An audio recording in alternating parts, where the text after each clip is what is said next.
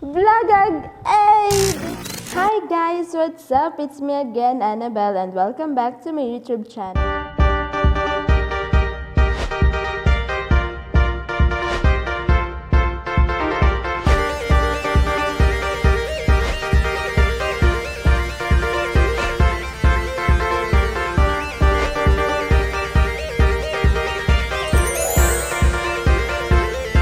For today's video, magchichikahan muna tayo sa mga ganap ngayong 2020.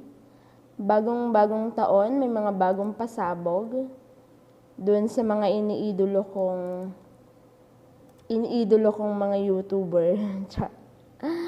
So, yun na nga.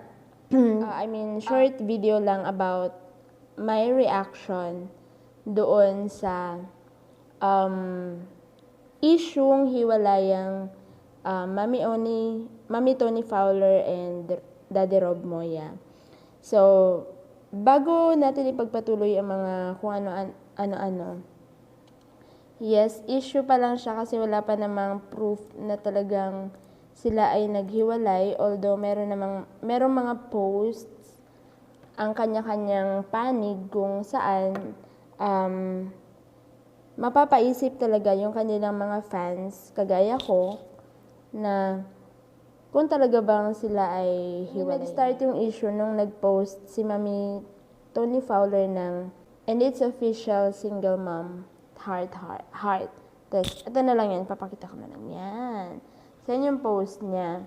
Kaya, marami ang na-shocked kung ano ba talaga ang nangyari. So, syempre, sa unang basa mo pa lang nun, as nakalagay sa caption na single mom, mapapaisip ka na baka nga hiwalay na sila ni Daddy Rob. So, hanggang ngayon, ilang days na ba? 3 days na nang magnit yung balita tungkol sa kanila. So, marami yung nalulungkot na tuluyan na ngang maghiwalay yung dalawa kasi parang napaka-imposible kasi nga, 'di ba? Kung makikita natin sa mga videos nila, sobrang sweet, ipinapakita nila na talagang mahal nila ang isa't isa. Pero, yun na nga, hindi natin masasabi na, halimbawa, nung Pasko, sobrang saya pa nila, tapos hindi natin alam kung ano yung mga nangyayari in the past few days kasi hindi naman sila nag-update agad ng mga pangyayari or hindi sila araw-araw nag-update. At hindi rin talaga alam ng mga fans ang mga nangyayari sa kanilang dalawa off-cam. Kasi ilang minutes lang naman yung ginagawa nilang vlog. So, yun lang yung nakikita ng mga tao. So, bago natin ipagpatuloy at yung ating reaction tungkol doon, short background lang. Kung bakit nga ba ako nagbibigay ng reaction ko, hindi naman ako ano-ano ni Miss Tony Fowler. Kasi, nakilala ko siya nung nadaanan ko sa Facebook, yung video nila ni Tyrone niya, na nagti-TikTok battle sila. Siyempre ako, as newly mom, na-amaze ako sa mga magnanay or magtatay na nagbabanding or talagang parang mother and daughter goals, ganon. Kasi parang gusto ko rin ng ganun. Kaya, tiningnan ko, sobrang natutuwa ako sa kanila kasi dancer ang anak, dancer ang mother. So, di ba, nakakatuwa. Hanggang sa, napunta ako sa YouTube channel niya. Meron pala siyang YouTube channel. So, nito lang yun na mag-start ang lockdown. Mga May ata yun. April or May, ganyan. Basta, pagkatapos ko manganak nung March. So, yun, nag-start na nasubaybayan ko yung mga vlogs niya. Hanggang sa napunta ako sa mga pinakauna niyang vlogs. Yun, nalaman ko din na yung nakaraan niya, yung mga issues niya. Kasi hindi ko talaga siya kilala noon. So, yun na nga, nagkaroon siya ng issues and hanggang sa parang dumating sa point na gusto na niyang tapusin ang kanyang buhay.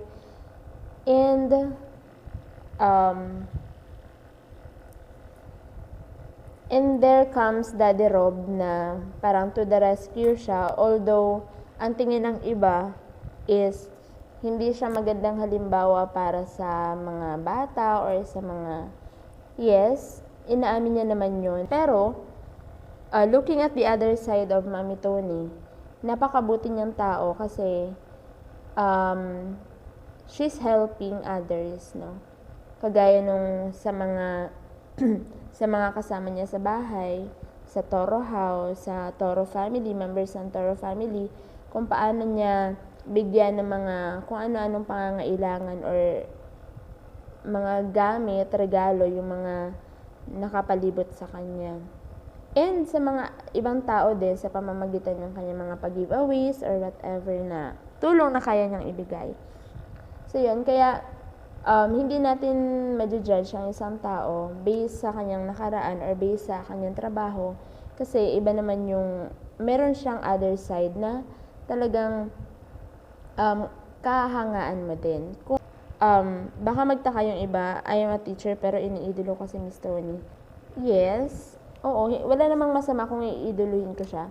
Sobrang nai-inspire lang ako sa kanya kasi nga very strong personality siya and talagang gagawin niya ang lahat para sa kanyang pamilya, lalo na para sa kanyang anak. And yun nga, yung meron pala siyang issue noon na pumutok yung about, ayun na nga, hindi na natin kailangan i-mention. And there comes Daddy Rob na nagparamdam ulit sa kanya ng love in spite of what happened in the past and ano yung nakaraan niya, which is inaamin naman niya na yun yung maganda sa kanya kung alam niyang nagkamali siya, aminin niya at itatama niya, i-correct niya. Hindi siya yung naghuhugas kamay, ganun. Kaya parang nakakalungkot lang para sa mga fans na meron silang ganitong issue, which is hiwalayan issue. Parang nakaka-stress lang sa part niya kasi parang, although hindi naman talaga natin alam kung ano reason, baka away mag-asawa lang. Wag na natin anuhin. Sana magkaayos pa din sila kahit na ganun yung mga pangyayari. Ang maganda doon kasi doon sa mga nangyayari sa kanila, ang maganda doon kasi they are already matured enough na hindi ilabas agad kung ano yung nangyayari sa kanilang dalawa, which is it's a private matter na ng kanilang buhay. Kung meron lang silang isi-share, siguro kung magkaayos sila, isi-share nila kung ano yung mga natutunan nila doon sa mga nangyayari. And kung hindi man, sana wag naman mangyari. Kung hindi man magkaayos, there is still respect for each other na not to post anything na makakasira sa dalawang panig.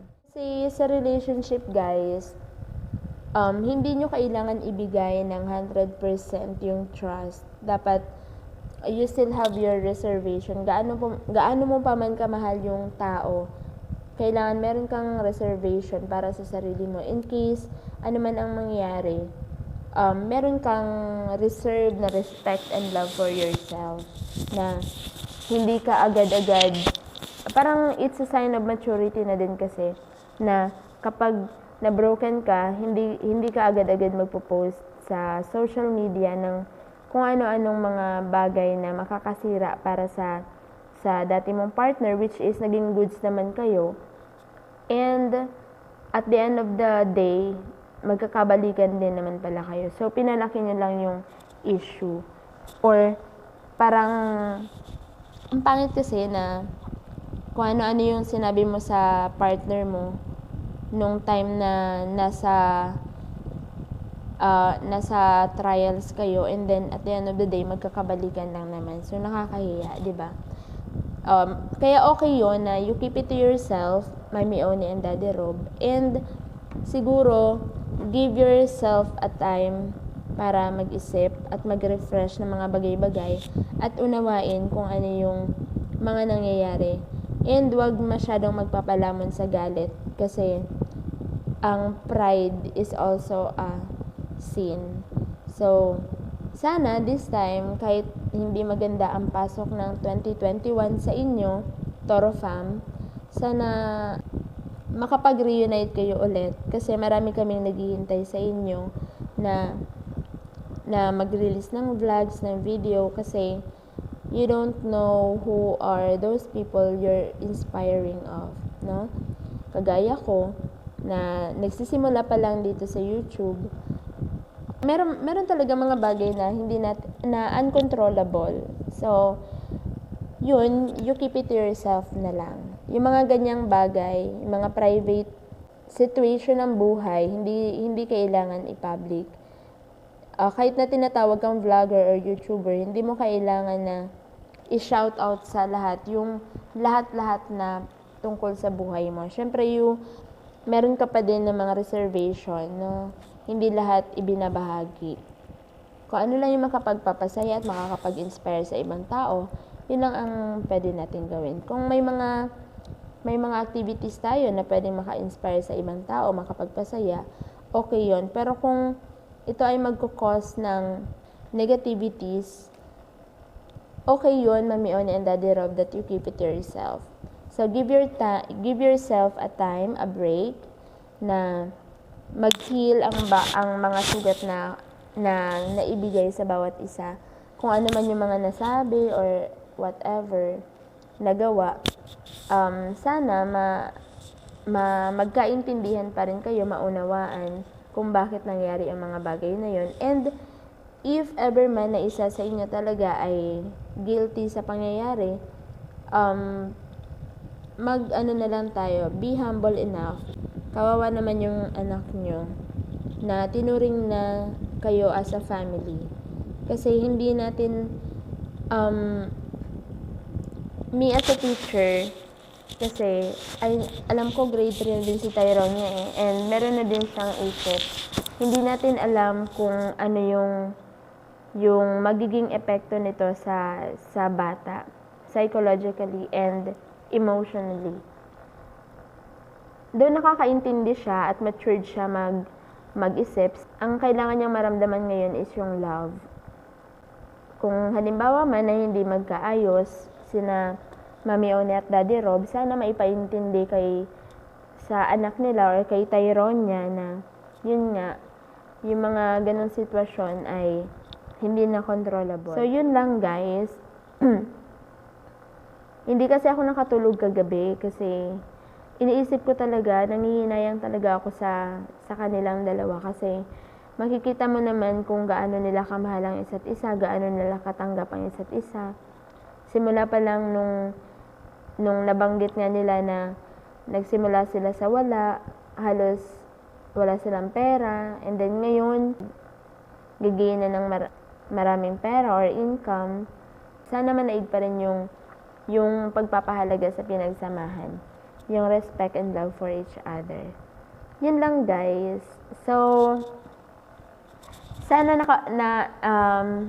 nakapulutan nyo ito ng aral. Minsan lang ako mag-react and this is the very first time kasi parang nasasaktan din ako para sa kanilang dalawa kasi syempre mahirap talaga. So yun lang guys, hindi natin sila kailangan i-judge, intindihin na lang natin kung hindi man sila maglabas ng kanilang opinion. Manatili na lang na intindihin natin sila na it's part of their private life na hindi na kailangan i-publicize kung ano man yung nangyayari sa kanila. So that's all. Sana, ayun lang. Ang haba na. Kung bago lamang po kayong napadpad dito sa YouTube channel ko, please do subscribe to my channel and hit the notification bell na din para po sa mga iba pang videos and inspirational videos na pwede kong gawin. So yun lang po at maraming salamat. Bye! Paalam!